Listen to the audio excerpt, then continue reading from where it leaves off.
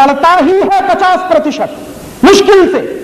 माने हिंदुस्तान में 60 करोड़ वोटर हैं, उनमें से 30 करोड़ लोग ही वोट डालते हैं, तो 50% वोट पड़ता है। और उस 50% वोट में 40-50 पार्टियों की भागीदारी रहती है, तो किसी को 5%, किसी को 2%, किसी को 3%, किसी को 10%, बहुत अधिक मिला तो 20%, 24%, इसके ऊपर कभी नहीं गया। तो अब मैं वही प्रश्न पूछ रहा हूं कि आप कहते हैं कि 51% वाले की बात चलती है, और यहां तो मैं देख रहा हूं कि जिसको सिर्फ 24% वोट मिले, माने क्या है, 76% लोगों ने जिस पार्टी को रिजेक्ट किया वो सत्ता में जाने की अधिकारी कैसे? 24% वोट मिलने का माने क्या? 24% वोट मिलने का माने 76% लोगों ने आपको रिजेक्ट किया। तो जब 76% बहुतांश लोगों ने आपको रिजेक्ट कर दिया है, तो आप फिर सरकार चलाने के अधिकारी कैसे? आप ही तो तर्क देते हैं 51 और 49 का। और दुर्भाग्य से यह डेमोक्रेसी नहीं है जिसको आप डेमोक्रेसी कहते हैं। क्यों? क्योंकि इस डेमोक्रेसी में क्या हो रहा है, जो पार्टी के पास सिर्फ एक एमपी है पूरे देश में, वो मंत्री है, और जिन पार्टियों के पास 190 एमपीज हैं, वो विपक्ष में बैठे हैं।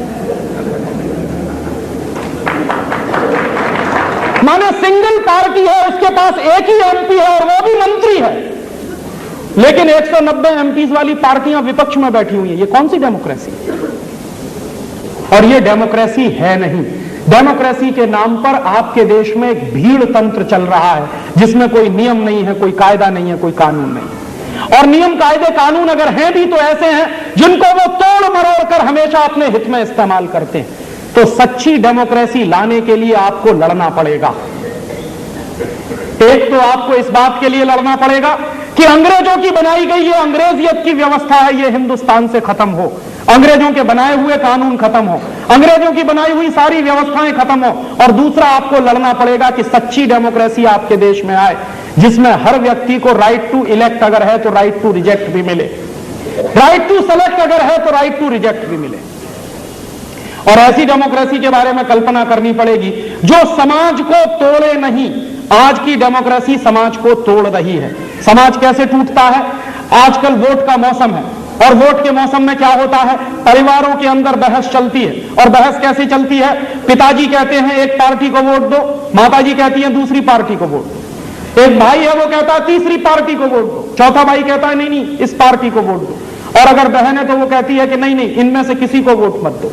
माने क्या होता है, एक घर में 5 सदस्य हैं और पांचों सदस्य जब अलग अलग पार्टियों में बट जाते हैं तो घर का बंटवारा हो जाता है पार्टियों के आधार पर। और हमारे घर बट रहे हैं पार्टियों के आधार पर, भाई भाई लड़ रहे हैं पार्टियों के आधार पर, पिता और बेटे लड़ रहे हैं पार्टियों के आधार पर, मां बेटे लड़ रहे हैं पार्टियों के आधार पर।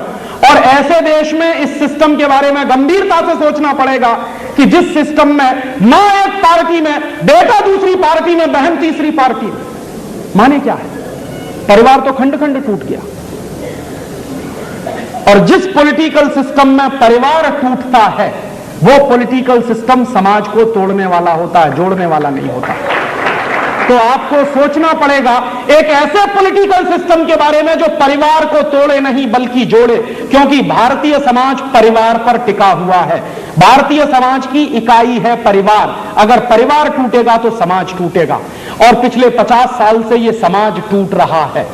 चूंकि परिवार टूट रहे हैं और परिवार टूट रहे हैं तो समाज टूट रहा है, और टूटा हुआ समाज कभी भी पूर्ण जनादेश नहीं दिया करता। खंडित समाज हमेशा खंडित जनादेश ही देता है। इसलिए पार्टियों के सामने समस्या है, किसी को बहुमत नहीं मिलता, मिलेगा भी नहीं। क्यों? क्योंकि इन पार्टियों ने अपने स्वार्थों के लिए पूरे समाज को खंड खंड तोड़ा है।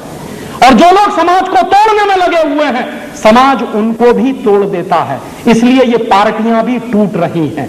आज एक पार्टी में, कल दूसरे में, परसों तीसरे में। ये पार्टियों को अपने गिरेबान में झांक कर देखना चाहिए कि इन्होंने 50 साल में समाज को कितना तोड़ा है। अपने जाति के लिए, धर्म के लिए, वोट के स्वार्थ के लिए, अपने स्वार्थ के लिए आपस में लड़ाया और उनको वोट चाहिए।